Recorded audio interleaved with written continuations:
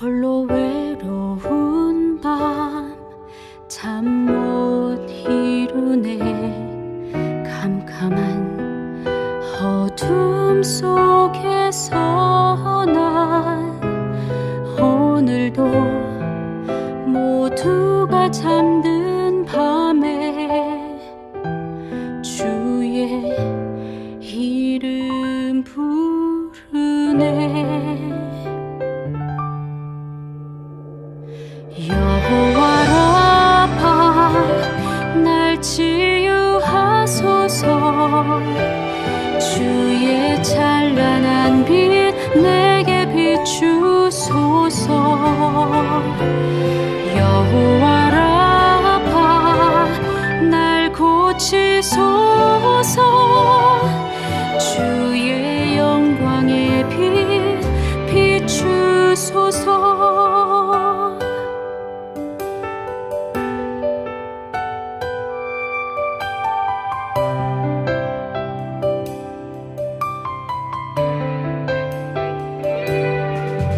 누가 나의 아픔 알아줄까. 지독한 고통 속에서 난 오늘도 모두가 떠난 후에 주의 이름 부르네. 여호와 라파 날 치유하소서.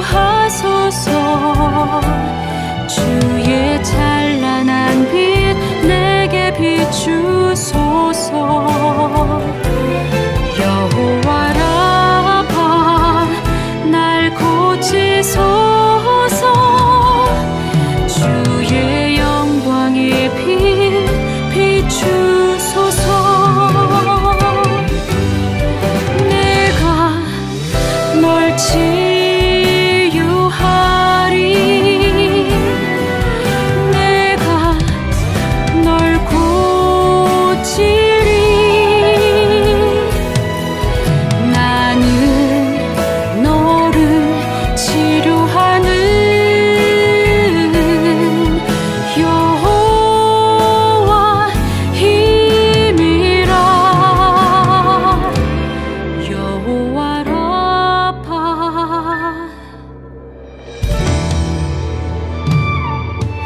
여호와 라파 날 치유하소서. 주의 찬란한 빛 내게 비추소서. 여호와 라파 날 고치소서. 주의 영광의 빛 비추소서. 여호와 라파 날 고치소서. 주의 영광의 빛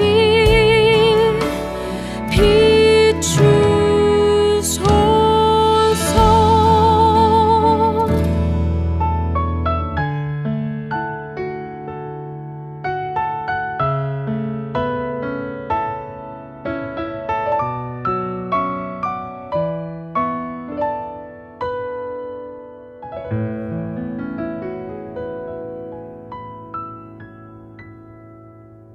샬롬, 주님의 평강이 여러분과 함께하기를 기원합니다.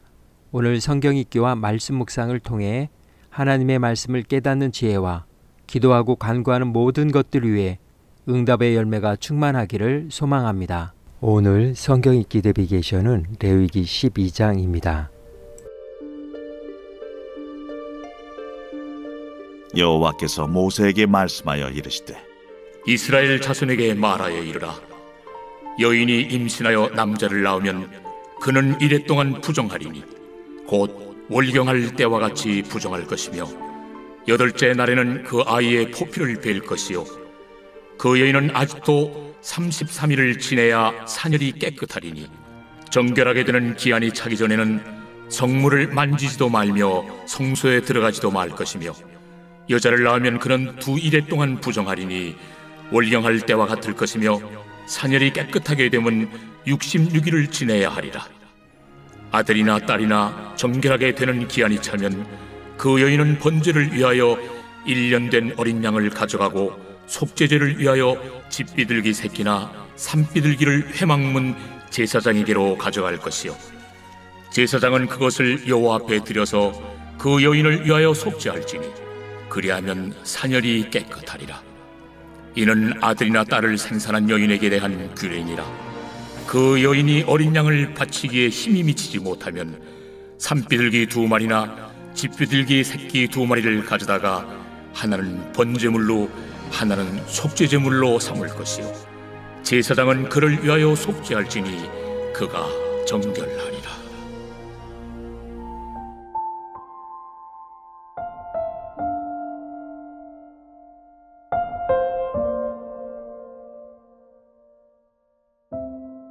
산부인과, 여성의 생식기 질병과 임신 및 출산을 다루는 의학의 한 분야입니다. 모든 여성을 진료 대상으로 하며 산과는 임신과 출산을 다루고 부인과는 여성의 생식기관 질병을 진료 대상으로 합니다. 임산부가 출산을 하게 되면 산후조리를 하게 됩니다. 전통적인 산후조리는 대부분 친정 어머니가 있지만 제왕절개 수술이 급격히 흔해지던 90년대에 차츰 병원 내 시설로 생겨나면서 1999년 산후조리원이라는 업종이 탄생했습니다.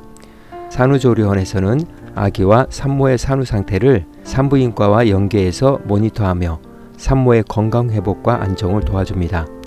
지금은 사라진 전통 문화이지만 우리나라에서는 출산을 하면 부정을 막기 위하여 대문이나 귀러귀에 금줄을 쳐서 공간을 구분했습니다. 금줄의 가장 큰 의미는 금지입니다. 상갓집과 같은 굳은 장소에 다녀온 사람이나 몸이 아픈 사람 등 아기에게 자칫 해가 될 수 있는 사람의 출입을 금지한다는 표시입니다.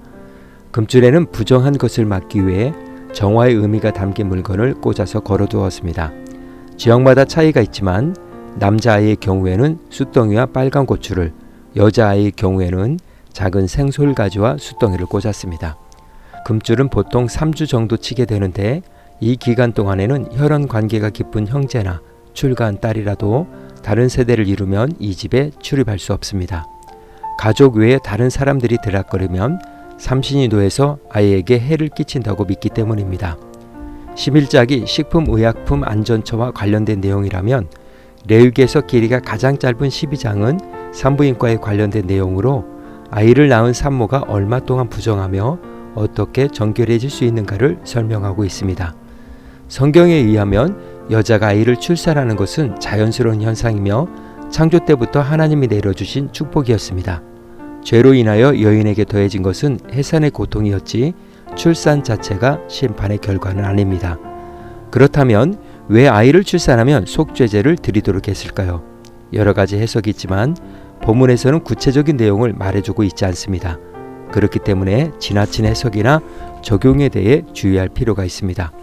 그러나 분명한 사실은 산모를 부정하다고 규정해온 것은 여자가 가장 연약할 때 보호하려는 창조주 하나님의 은총임을 바탕으로 한다는 것입니다.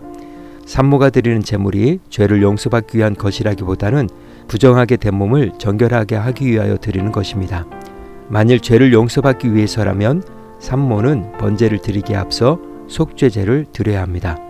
산모가 부정한 것은 출산이 죄와 연관되어서가 아니라 피 흘림과 연관되었기 때문이라고 레위기의 저자는 산모가 피로 인하여 부정하게 되었다는 말을 반복하고 있습니다. 그래서 속죄제를 정결제라고 부르기를 주장하는 학자들도 많습니다. 그러나 고대 사람들에게 죄와 부정함은 큰 차이가 없는 거의 동일한 개념으로 이해되었다는 점을 감안하면 속죄제라는 용어를 그대로 사용해도 문제는 없습니다.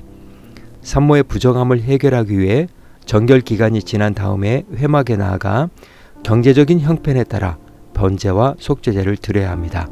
재물에 대한 경제적인 부담 때문에 속죄제를 드리지 못하는 일이 없도록 하기 위한 하나님의 세심한 배려입니다.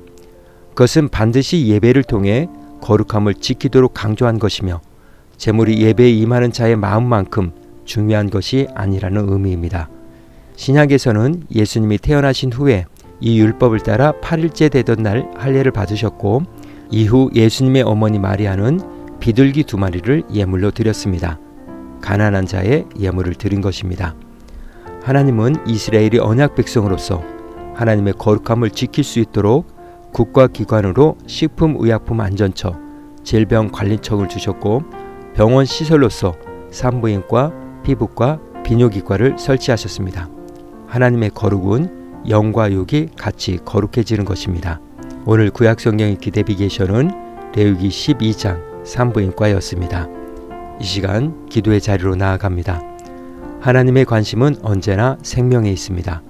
출산한 여인의 건강을 돌보시고 부정한 것으로부터 안전하게 지켜주시며 연약한 이들을 인도 보호하시는 창조주 하나님의 은총을 깨닫게 됩니다. 오늘은 어려운 이웃들과 환자들을 생각하며 함께 기도의 자리로 나아갑니다.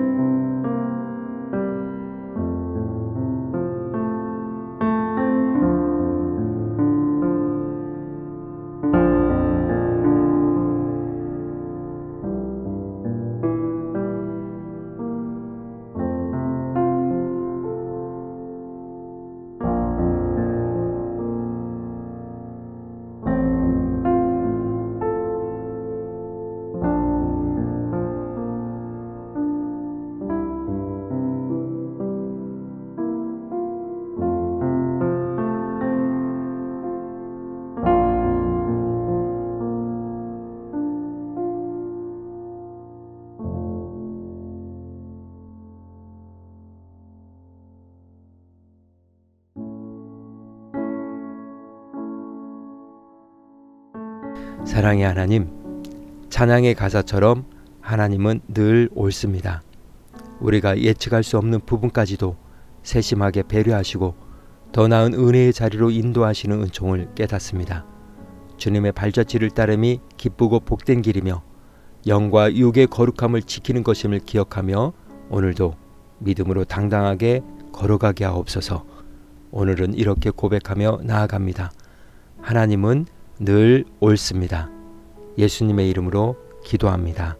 아멘. 이제 음악이 마칠 때까지 자유롭게 기도합니다.